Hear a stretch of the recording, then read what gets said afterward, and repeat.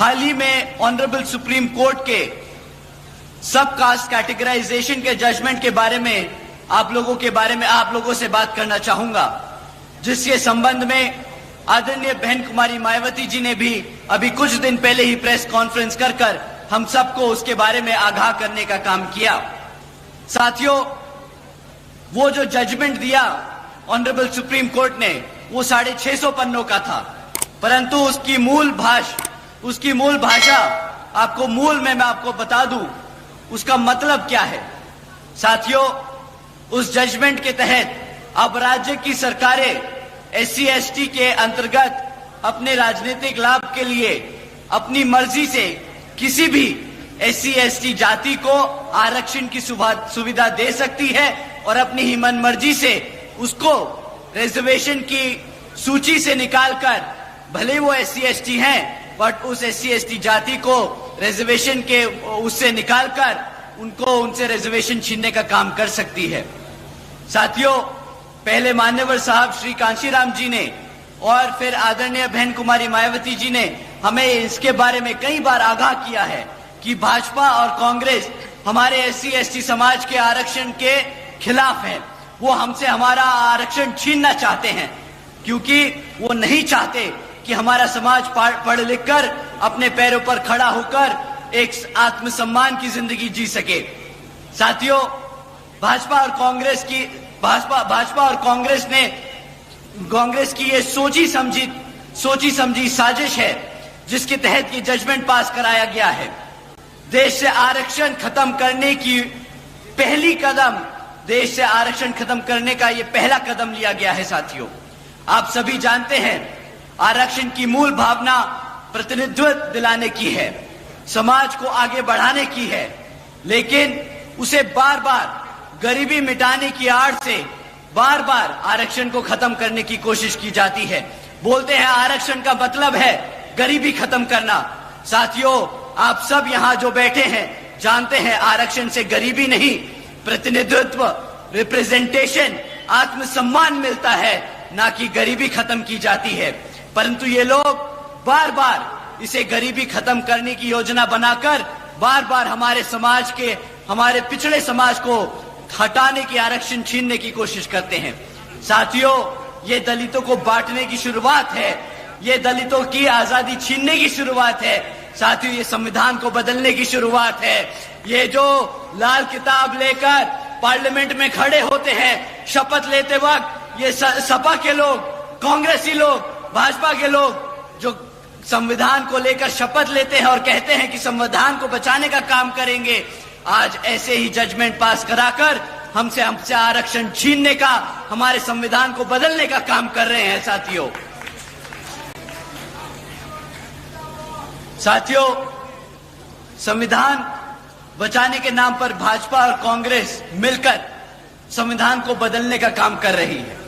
आदरणीय बहन जी ने कहा है कि अगर ये भाजपा की NDA और कांग्रेस की इंडिया अलायंस, जिसमें सपा, आम आदमी पार्टी जैसी पार्टियां भी शामिल हैं, ये सब अगर सच्चे दिल से हमारे समाज के लिए आरक्षण के हितैषी हैं, तो ये सब मिलकर पार्लियामेंट के जरिए से हमारे रिजर्वेशन एक्ट को संविधान की 9वीं सूची में डालकर उसको हमेशा हमेशा के लिए सुरक्षित करेंगे। परंतु साथियों, इनकी नीयत नहीं है। आज सुबह ही आदरणीय राहुल गांधी जी ने भी एक प्रेस कॉन्फ्रेंस कर स्टेटमेंट इशू किया, जिसमें कहा उन्होंने कि पंडित नेहरू जी ने और महात्मा गांधी जी ने आरक्षण के लिए खूब लड़ाइयां लड़ी हैं। वो चाहते थे कि हमारे SC/ST समाज को आरक्षण मिले, परंतु यहां मेरे सभी SC/ST भाई जानते हैं कि किस तरह पंडित नेहरू जी ने और महात्मा गांधी जी ने बाबा साहब को पार्लियामेंट से दूर रखने का काम किया। किस तरह वो जब बाबा साहब MP चुनकर पार्लियामेंट की कमेटी में पहुंचे, कॉन्स्टिट्यूशन कमेटी में पहुंचे, तो किस तरह उन्होंने बाबा साहब को इंडिया से हटाकर पाकिस्तान की कॉन्स्टिट्यूशन कमेटी में भेजने का काम किया। साथियों, उन्होंने कदम कदम पर हमारे बाबा साहब को नीचा दिखाने का काम किया, कदम कदम पर उन्होंने हमारे रिजर्वेशन को छीनने का काम किया। साथियों, वो तो इतने अड़ गए थे कि जब बाबा साहब ने अंग्रेजों की मदद से आरक्षण की व्यवस्था तय करी कॉन्स्टिट्यूशन में, तो महात्मा गांधी जी भूख हड़ताल पे बैठ गए और माने नहीं जब तक उन्होंने बाबा साहब की शर्तों को हटाने का काम न किया। साथियों, वो इस कदर इनके पीछे पड़ गए थे कि कह रहे थे कि मैं मर जाऊंगा परंतु आरक्षण नहीं लागू होने दूंगा।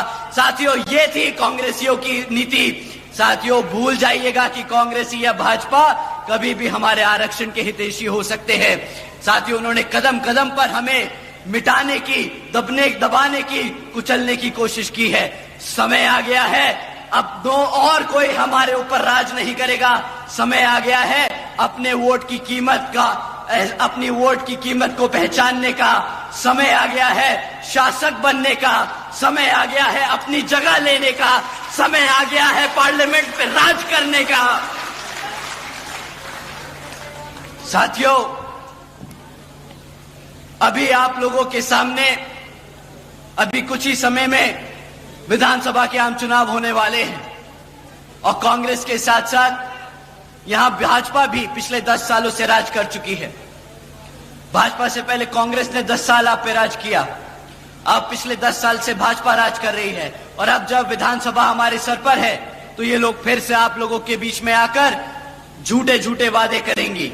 परंतु साथियों, इस बार इनको वोट डालने से पहले हमें इनसे कुछ मुद्दों पे सवाल करने होंगे। मैं आप लोगों से जाति और धर्म के आधार पे कभी नहीं कहूंगा आप सवाल करें।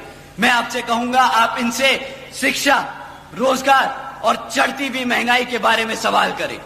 साथियों, अगर हम शिक्षा की बात करें तो यहां पिछले 10 सालों से सरकार ने 5000 से ज्यादा प्राइमरी स्कूल्स को बंद करने का काम किया है। एक तरफ हमारे पढ़ने लिखने के बच्चे की संख्या बढ़ रही है, दूसरी तरफ ये सरकार हमारे बच्चों के प्राइमरी स्कूल बंद करने का काम कर रही है। एक तरफ साथियों 2000 से ज्यादा सीनियर सेकेंडरी स्कूल है हरियाणा में, जिसमें से 1000 से ज्यादा स्कूलों में प्रिंसिपल तक की पोस्ट पे प्रिंसिपल्स नहीं है। अब साथियों, ये बताइए कि पिछले 2027 से हमारे SC, ST, OBC समाज के छात्रों को स्कॉलरशिप का पैसा मिला कि नहीं मिला? यहां पे जितने भी कॉलेज के बच्चे बैठे हैं, बताइए आपको स्कॉलरशिप का पैसा मिला कि नहीं मिला? भाई साहब, इतना कम मना करोगे ना तो सत्ता तो दूर की बात है, स्कॉलरशिप भी नहीं मिलेगी। तो अपनी जो दर्द और दुख है उसके लिए आवाज उठाइए और बताइए कि मिला कि नहीं मिला। साथियों, जिस तरह आपको स्कॉलरशिप का पैसा नहीं मिला, इसी तरह इस बारी कांग्रेस की और भाजपा को वोट नहीं मिलेगा। आप लोगों का वोट हाथी और चश्मे पे पड़ेगा। साथियों, एक तरफ हमारे बच्चे दिन रात मेहनत कर कर कॉलेज में दाखिला ले रहे हैं, दूसरी तरफ ये सरकार झूठा वादा कर कर कि स्कॉलरशिप का पैसा देगी, वो पैसा नहीं देती। हमारे बच्चे अनपढ़ रह जाते हैं। जब हमारा बच्चा पढ़ेगा लिखेगा नहीं तो आप बताइए क्या वो गुलामी करेगा कि नहीं? हम गुलाम ही बन के रह जाएंगे ना। अब आप ही बताइए, बाबा साहब ने इतनी मेहनत कर कर हमें गुलाम बनाने के लिए खड़ा किया है। बताइए मेरे किसान भाइयों, आप लोग अपने पैरों पर खड़ा होना चाहते हैं कि नहीं? साथियों, अगर आप अपने पैरों पर खड़ा होना चाहते हैं तो मैं आप लोगों से दरखास्त करूंगा कि आने वाले विधानसभा आम चुनाव में यहां बसपा और NLA के प्रत्याशियों को भारी बहुमतों से जिताकर श्री आदरणीय अभय सिंह चौटाला जी को मुख्यमंत्री बनाकर अपने यहां पर अपने लिए, अपने हितों के लिए काम कराने का काम करें आप सब। साथियों, एक तरफ ये भाजपा और कांग्रेस वाले हैं जो इस तरीके की काम करते हैं, इन नीतियों पे चलते हैं, और दूसरी तरफ हमारी आदरणीय बहन कुमारी मायावती जी की नीतियां हैं जिसके तहत चलकर यहां पर भी हरियाणा में उसी संख्या में, उसी ताबड़तोड़ तरीके से यहां पे काम किए जाएंगे। जैसे बहन जी ने बसपा की सरकार के दौरान यूपी में सावित्रीबाई फुले बालिका शिक्षा योजना चलाई थी साथियों, जिसके तहत बहन जी ने 7 लाख से ज्यादा बच्चियों को 12वीं तक की शिक्षा प्राप्त करने के लिए 600 करोड़ से ज्यादा अपनी बच्चियों पर खर्चने का काम किया था। इतना ही नहीं साथियों, बहन जी ने 6 engineering colleges, 2 homeopathic colleges, 24 polytechnic colleges, 2 paramedical colleges, 6 universities, 200 से अधिक इंटर व डिग्री कॉलेजेस, 100 से अधिक ITIs, 550 से ज्यादा हाई स्कूल्स और हमारे प्राइमरी स्कूल्स के बच्चों के लिए 5,500 से ज्यादा प्राइमरी स्कूल्स बनाने का काम किया है साथियों। और साथियों, हमारे सभी पिछड़े समाज के, हमारे ओबीसी समाज के छात्रों के लिए आदरणीय बहन जी ने देश में पहली बार 27% आरक्षण की व्यवस्था तय की थी। साथियों, लिस्ट बहन जी के कामों की इतनी लंबी है शिक्षा की क्षेत्र में कि मैं यहां पर बताते बताते थक जाऊंगा और दिन की भी रात हो जाएगी। परंतु साथियों, आप लोगों से मैं दरखास्त करूंगा, आप लोग पूरा भरोसा जताए हमारे आदरणीय अभय सिंह चौटाला जी पे कि जिस तरह बहन जी ने वहां यूपी में काम किया, उसी तरह यहां पर आदरणीय अभय सिंह चौटाला जी भी आपके बच्चों की शिक्षा के लिए दिन रात एक कर आपके बच्चों को अपने पैरों पर खड़ा करने का काम करेंगे। साथियों, आज हरियाणा का युवा बेरोजगार घूम रहा है। इतना ही नहीं बल्कि हमारा हरियाणा का 40% युवा बेरोजगार घूम रहा है। और यहां पिछले 10 सालों से भाजपा की सरकार लगातार सत्ता में बनी हुई है। यहां 2 लाख से ज्यादा सरकारी पद आज भी खाली पड़े हैं। इतना ही नहीं, पिछले 10 सालों से हमारे 2000 से ज्यादा कॉलेज के लेक्चरर्स, कॉलेजेस में जो लेक्चरर्स हैं, वो परमानेंट होने की मांग कर रहे हैं। और हमारे क्लरिकल क्लास के वर्कर्स अपनी बेसिक पे को 35,400 की मांग कर रहे हैं। परंतु इन सभी क्षेत्रों में यहां भाजपा की सरकार एक भी काम पूरा ना कर पाई।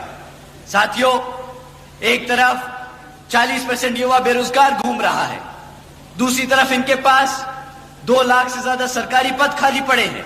परंतु ये क्या करते हैं? ये कौशल विकास निगम जैसी योजनाएं चलाकर हमारी पक्की नौकरियों को कच्ची नौकरियों बनाकर लोगों में बांटने का काम कर रहे हैं। आप जानते हैं क्यों ये पक्की नौकरियां नहीं देना चाहते आपको? क्या आप जानते हैं क्यों ये हमारे कॉलेजेस में प्रोफेसर्स को, लेक्चरर्स को परमानेंट नहीं करते? सरकार, साथियों, अगर सरकार ने पक्की नौकरी देना शुरू कर दिया तो उनको आरक्षण भी देना पड़ेगा।